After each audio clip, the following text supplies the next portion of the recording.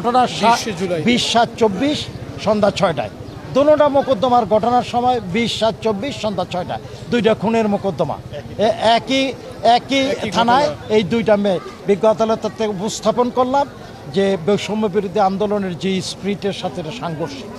এই মোকদ্দমাগুলি মিথ্যা। এই মোকদ্দমাগুলিতে মেয়রকে হ্যারাসমেন্ট করার জন্য দায়ের করা হয়েছে।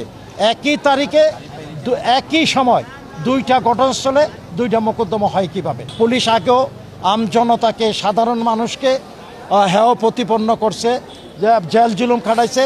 এখনও একটি গণতান্ত্রিক পরিবেশে, গণতান্ত্রিক বাংলাদেশে এই মিথ্যা মোকদ্দমা দিয়া মেয়র আইবি সহ একাধিক ভালো মানুষকে সম্পৃক্ত করছে। আমরা বিজ্ঞ আদালতে আরও উপস্থাপন করলাম, শামীম ওসমানকে যদি আইবি চিনে, ওবায়দুল কাদেরকে যদি আইউ চিনে, এজাহারকারী চিনে, শেখ হাসিনাকে চিনে, তাহলে আইবিকে তো চেনার কথা আরও আগে। কারণ আইবি মন্ত্রীর মর্যাদায় নারায়ণগঞ্জে বাড়ি। তাহলে আইবিকে যদি চিনত এবং ঘটনাস্থলে থাকতো, তাহলে এজাহারে তার নাম দিত।